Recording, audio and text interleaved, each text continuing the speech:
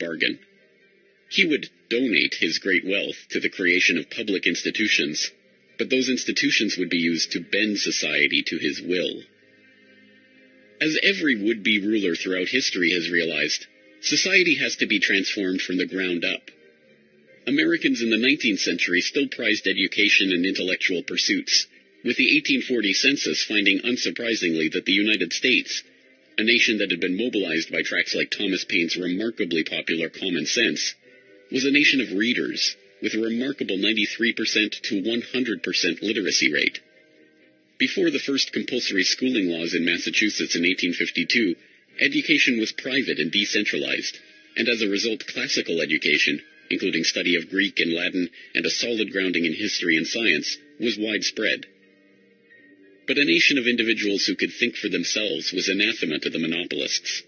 The oligarchs needed a mass of obedient workers, an entire class of people whose intellect was developed just enough to prepare them for lives of drudgery in a factory.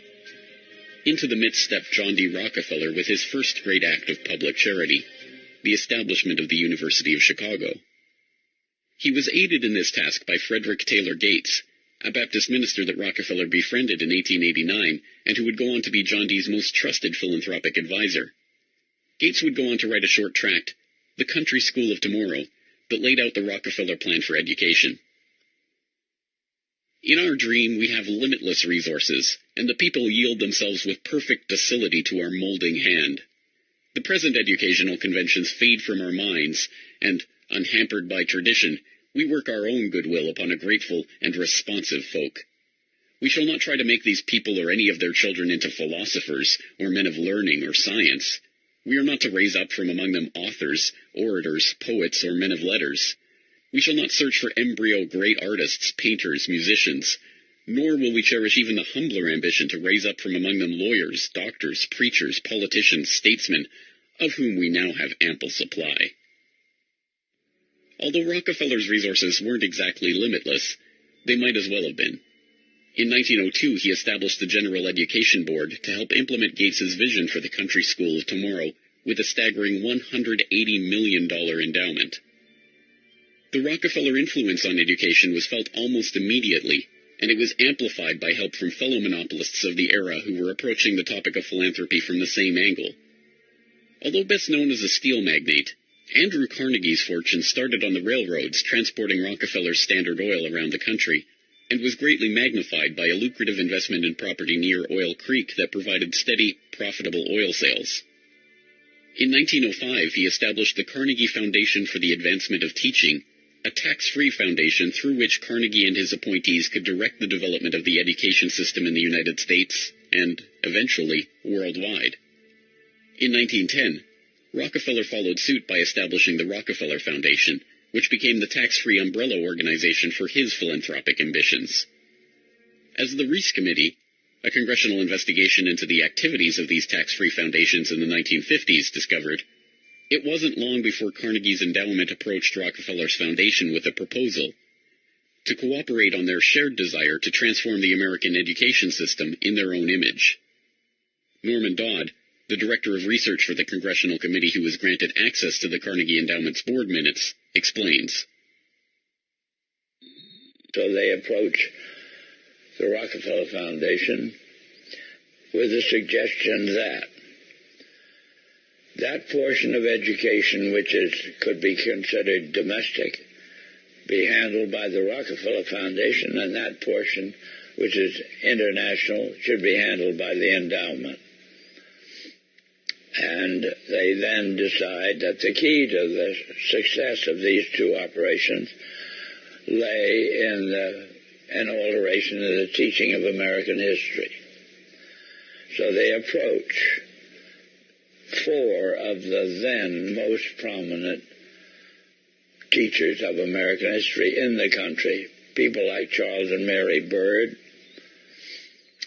and their suggestion to them is, will they alter the manner in which they present this subject, and they get turned down flat.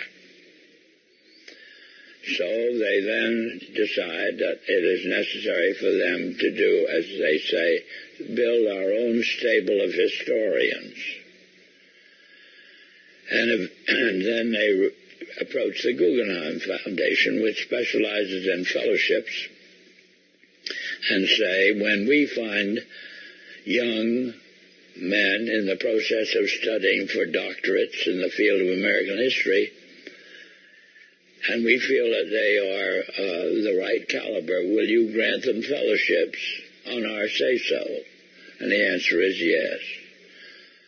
So under that condition, eventually they assemble 20.